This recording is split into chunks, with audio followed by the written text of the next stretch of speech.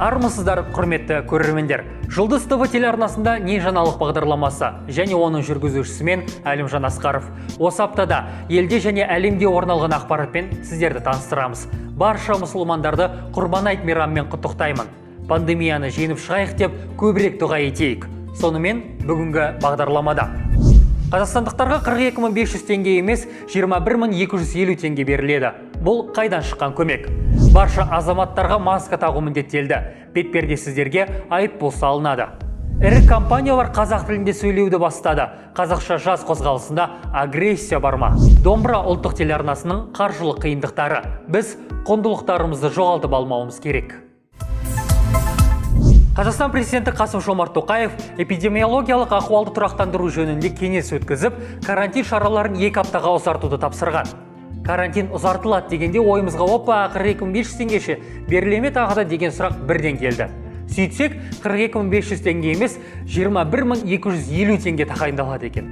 Тамызда карантин жарты айға созылғандықтан әлеуметтік көмек жарты болады. Елімізде 2 басшы, 2 тіл, 2 есе қымбат тауарлар, бірақ жартылай көмек. Ол көмекке ие болу үшін арнайы өтініш жасаудың қажеті жоқ.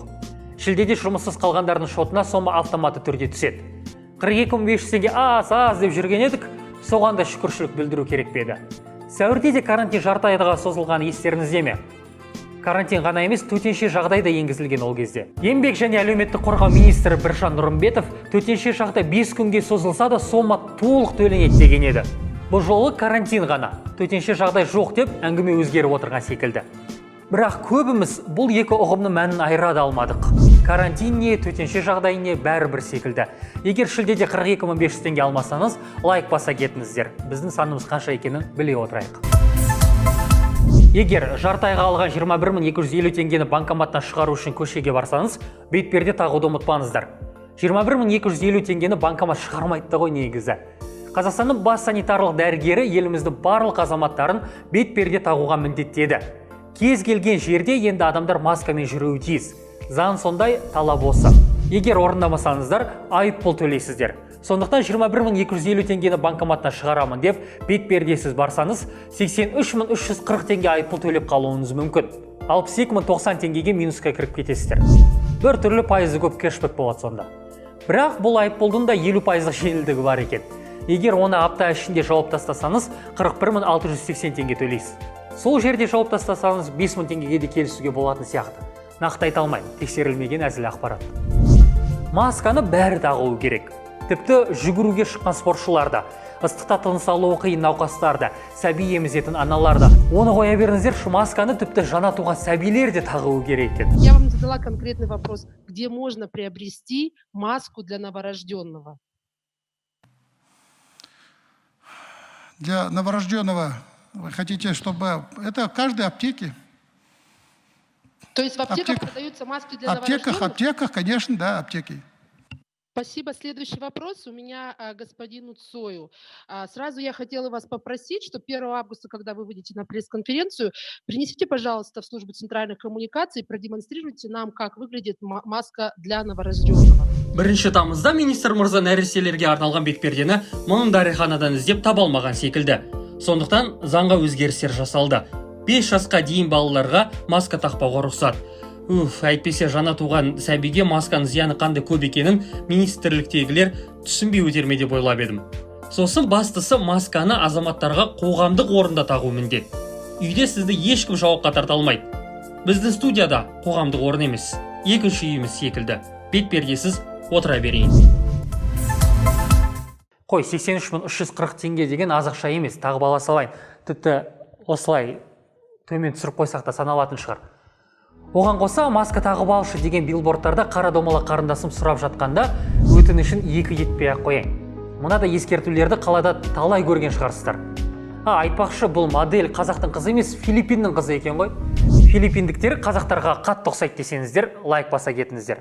Жарайды, мен ырымым жасадым, ары қарай маскасыз жалғастыра берейін. Біз бүкіл талаптарды сақтадық.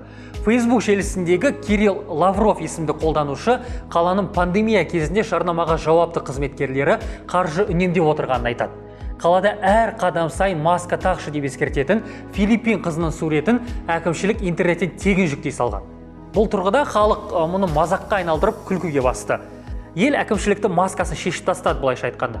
Бірақ Алматы қалалық жоспарлау және урбанистика басқармасының баспасөз хатшысы Татьяна Флорова қыздың суретін тегін жүктеу арқылы біраз қаражат үнемдеп қалдық деп ақталды. Ал филиппиндіктің суретін ақысыз пайдалану заңға қайшы емес дейді ол. Олай болса, мақтарлық іс екен. Қазір барынша үнемдеп қалуға тырысайық. Дегенмен осындай суретке қиын кезде ақша сұрамай тегін түсіп беруге дайын талай қазақ сұлу қарындастарымыз табылар еді ғой. Әдемі медицина қызметкерінің бейнесі тұрса, рухымыз да көтеріліп қалар. Жұлдыз ТВ телеарнасының түсірілім тобы да бастаманы қолдап тегін фотосессия жасап берер еді. Қайдам, ұйымдастырушылар асыққан ау. Уақыты тақалғанда жоспарды орындау қажет болып, интернеттен дайын дүниені көшіре салған. Қызметкерлердің универден бері қалған әдеті болар. Жарайды, назарымызды суретке емес, жазуға аударайықшы. Құрметті әкімшілік, бетперде ки деп жазбаңыздаршы. Мен ешқашан бетперде кимеймін. Мен оны тағамын. Мүмкін филиппиндер масканы киетін шығар. Қазақтар болса тағады. Бұл айырмашылықты түсіну үшін қазақ тілін жіті меңгеру керек. Шүкір, тіліміздің қолдану аясы күннен күнге артып келеді. Бірақ осыған дейін жасап жатқан тіл жанашырларының жылдар бойы жұмысы бір төбе болды да, қазақша жаз ұйымының ісі бір бөлек төбе болды. Төбе емес, асқартау десем де артық етпес. Қазақша жас қозғалысының қызметі жайлы қысқаша айтсам былай. Олар телеграмда чат ашып, сонда тіл жанашырларын жинаған. Сөйтіп, чат админдері күн сайын бір компанияны нысанаға алады. Мысалы, KFC компаниясын. Чатпасылар KFC қазақша жазбайды екен деп, мына посттың астына қазақ тілін талап етіп, пікір қалдырайықшы дейді. Пікірлер мейлінше сыпайы жазылуы тиіс. Арасында әзіл қоссаңыздар, нұр үстінде тоқ болады. Мысалы, анам қазақша жазбайтын жерде тамақтанба деген. Ал мен KFC жегім келеді. Сондықтан қазақша ақпарат бере аласыздар ма деген сияқты пікір қалдырғандар бар. Қызмет көрсету компаниялары әлеуметтік желідегі парақшаларын қазақ және орыс тілінде жүргізуі тиіс. Себебі елімізде қазақ тілді тұтынушылар бар және олар көп. Қазақша жаз ұйымы мысалыға KFC тағамдарын қазақ тілді де аудитория сүйіп жейтінін, Samsung техникаларын қазақ тілділер де қолданатынын, Toyota көліктерін әсіресе қазақтар мінетінін және оларға қызмет ана тілде көрсетілуі тиіс екенін айтқысы келді. Сыпайы, мәдениетті түрде, ешқандай агрессиясыз. Жай ғана ірі компаниялар кімге қызмет көрсетіп жатқанын білсін деген мақсатта. Қазақша жазу оларға қосымша жүктеме емес. Керісінше, қосымша мүмкіндіктер. Мемлекеттік тілде пост шығару арқылы компаниялар клиенттер санын көбейтіп алады. Қазақша жаз осыны дәлелдеуде. Бүгінде қозғалыстың телеграмдағы чатында 2000-ға жуық белсенді бар. 2000 адамның бәрі бір сәтте қазақ тілде жазба шығарыңдаршы десе, неткен алып күш екенін түсінген шығарсыздар. Бастысы, олардың бәрі талаптарын өтініш ретінде жеткізіп жатыр. Қайталап айтайын, сыпайы түрде. Белсенділер аптасына бірнеше ұйымды бақылауға алып, жүйелі талаптарын білдіреді. KFC Қазақстан, Samsung Қазақстан, Burger King, Choco Family, Технодом, LG секілді ірі компаниялар олардың ұсыныстарын қабылдаған. Бұл тізім күннен күнге артып келеді. Ісімізге қызыққан көршілес Қырғызстан жастары да өз елінде қырғызша жаз деген науқанды да бастап кетіпті. Қозғалыстың мақсатын түсінбей, бір сөйлем ережені оқымай, пікірде не жазылып жатқанын көрмей, олшылдардың агрессиясын байқадым деу дұрыс іс емес. Басында қазақша жазда жорық, құрбан, жамырағат деген терминдер кейбір адамдарды қорқытып алғанда болар. Олардың да сезімдерін ойлап, қозғалыс дөрекілеу сөздерді нысана және тербеу деген сияқты терминдермен ауыстырды. Нысана деген қазақша жазбайтын компаниялар. Тербеу солардың инстаграмдарына кіріп, қазақша жазуды талап ету. Басында осы сөздерді қолдана беру керек еді. Бірақ мұндай ауқымды қозғалыс болып кететінін ұйымдастырушылар ойламаса керек. О баста жай ғана ішкі әзіл сөздерді термин қылып алған секілді. Жарайды, мұның барлығы маңызды емес. Кейбір ерке компаниялар ел пікірлерін өшіріп, еш нәрсе естімедік, оқымадық, көрмедік деген позицияны ұстанып алды. Яғни олар инстаграмдағы пікір жазу мүмкіндігін шектеп, орысша ғана ақпарат беруді жалғастырып жатты. Бұл үлкен қателік. Олар аудиториясының қалауын түсінбейді деген сөз. Қазақша жаз қозғалысы ескере кетейін, қазақша да жазуды сұрайды. Яғни орыс тілін ығыстырып тек қана ана тілде қызмет көрсетіңіздер деген ешкім жоқ. Бірінші қазақша, сосын астында кез келген тілде ақпарат беруге болады. Бұл заңда да көрсетілген. Жұлдыз ТВ телеарнасының ұжымы қазақша жаз немесе дәлірек айтсақ қазақшада жазынызшы қозғалысына алғыс білдіреді. Сіздер кереметсіздер. Құрметті көрермендер, қазақ граммар, жаңа сөздік, қазақша жаз топтарына тіркелуді ұмытпаңыздар. Қазақты тілден бөлек мәдениет сипаттайды. Біз ұлттық құндылықтарымызды жоғалтып бара жатқанымыз рас. Осыдан 1,5 жыл бұрын 24 сағат бойы ұлттық өнерімізді дәріптейтін домбыра телеарнасы ашылғанда балаша қуанып едік. Ғұмыры ұзақ болғай деп үміттендік. Арнаны үзбей тамашалап жүретіндердің бірі мен. Бірақ көбісі Домбыра ТВ жайлы білмейді екен. Ол 2019 жылдың наурызында ашылып, содан бері күні-түні ұлттық өнерімізді халық назарына ұсынып жатыр. Қашан қоссаңыз да қазақтың үні шығып тұрады. Бірақ арна тек IDTV желісінде көрсетеді. Отау ТВ-да жоқ. Тамыз айында Домбыра ұлттық арнасы отауға кіру үшін конкурсқа қатысады екен. Яғни жақын күндері біз оны әр шаңырақтан көру мүмкіндігіне ие болып қалуымыз мүмкін. Бірақ сол конкурс болатын күнге жетудің өзі қиын болып тұр. Арнаның қаржылық жағдай өте қиын. Бүгін ертең қарызға белшесінен батқандықтан жабылып қалып, тіпті ID'де де көрсетпей қалуы мүмкін. Өзім де осы ұлттық арнада қызмет етіп жүргендіктен жағдайды жіті түсінемін. Қызметкерлерге төленетін жалақы, кеңсе арендасы, IDTV-ге берілетін абоненттік төлем, коммуналдық қызметкер, бәрі үлкен салмақ. Білдей арнаны ұстап тұру оңай іс емес. Өкінішке орай қазір ешқандай көмек көрсетіп отқан жоқ. Барлық мемлекеттік органдардың бәріне жаздық. Елбасынан бастап президент, министрлік, депутаттарға да жаздық. Қазіргі таңда ешқандай көмек жоқ. Бірақ енді осы тамыз айының 13-іне мына отау спутниктік желісіне конкурс болғалы жатыр. Соған қазір құжаттарымызды дайындап жатырмыз. Енді біздің ақпарат министрі Айда Ғалымқызы және вице-министрлермен осы жайлы сөйлескенбіз. Енді біздің телеарнаны осы отау спутниктік желісіне қосады деген сенімдеміз. Өйткені оны коммерциялық түрде айына 2,5 миллион төлеуге біздің телеарнаның оның шамасы келмейді. Сондықтан телеарна қазақ жанашырларының көмегіне зәру. Домбыра тек басшы Қанат ағаға ғана емес, бар қазаққа керек қой. Басшымыз арна ашылғалы бері бір тиын да пайда көрген жоқ. Тек күннен күнге шығыны артылып жатыр. Не биліктен де, не меценаттар тарапынан да көрсетілген жәрдем болмады.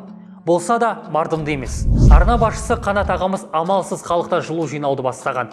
Қайтсем де, ұлттық құндылығымыз домбыраны сақтап қалуды мақсат етемін дейді. Егер қаржылық қиындықтар кесірінен арна жабылып қалса, ұлт алдындағы парызымды ақтай алмағаным деп біледі. Бұл тұрғыда халықтың да берер көмегі көп емес екені түсінікті. Бүгінгі қиын қыстау кезеңде әркім өзіне және жақындарының жағдайын ойлап жүргені рас. Директор амалсыз қарыздарға батып, тіпті ұзақ жылғы еңбегімен жиған тергенін сатып, домбыраны эфирден үзіп алмау қамын жасап жатыр. Арманы біреу ғана. 24 сағат бойы ұлттық құндылықты дәріптейтін арнаны Отау ТВ жерсеріктік телевизиясына қосу. Ол күнге дейін домбыраны аман есен сақтап қалса. Бұқаралық ақпарат құралдарының ұлт тәрбиесіндегі мәні аса зор. Телеарна ұлттық қауіпсіздігіміздің кілті. Түсіне білген адамға мұнда ұлт қауіпсіздігі жатқаны мәлім. Егер арна басшылығында жүрегі қазақ деп соқпайтын адам отырса, халық мүддесі үшін қызмет атқарады дегенге сену қиын. Қазақ пен домбыра синоним екенін ұмытпайық. Қаржылық қиындықтарға байланысты домбыра жұмысын тоқтатса, қазақтың жүрегі тоқтат деген сөз. Көмектесуге мүмкіндігі бар жандар, сіздерден сұраймыз. Нағыз қазақ домбыра екенін ұмытпайық. Домбырамыз ұзақ ғұмыр етсін. Қаржылық қиындықтарды бірге жеңіп шығайық. Тілегіміз осы. Жарайды, жақсы жаңалықтарға да назарымызды аударайық. Коронавирус инфекциясына қарсы қазақстандық вакцина сынақтан сәтті өтті. 15 мамырда Дүниежүзілік денсаулық сақтау ұйымы оны өз веб-сайтында клиникаға дейінгі сынақтарға кандидат ретінде тіркеді. Сол күннен бастап вакцина зертханалық жануарларға сыналып жатыр. Бәрі ойдағыдай болса, біршама уақыттан кейін вакцина халыққа қолжетімді болады. Коронавирустан құтылу жолын қазақтар тапса, өзіміз де сенбейтін шығармыз. Дәрі-дәрмек аурудан да ауыр болып кетпесін. Дәл елорда күніндегі отшашулар секілді. Президент әкімшілігі басшысының бірінші орынбасары Дәурен Абаев сол күнгі отшашуларға қатысты пікірін айтты. Бұл арқылы биліктегілер қиын кезеңде халықтың рухын көтергісі келген екен. Алайда дәрі-дәрмек аурудан ауыр болып кеткен жағдаймен пара-пар бола қалды дейді Абаев. Құрметті көрермендер, осымен Не жаңалық бағдарламасының екінші шығарылымы аяқталды. Сөз соңында қазақша жас қозғалысының жеткен жетістіктерін назарларыңызға ұсынамыз. Видеоға лайк басып, пікір жазып, топқа тіркелуді ұмытпаңыздар. Не жаңалықты достарыңызға көрсетіңіздер. Келесі кездескенше. Анамның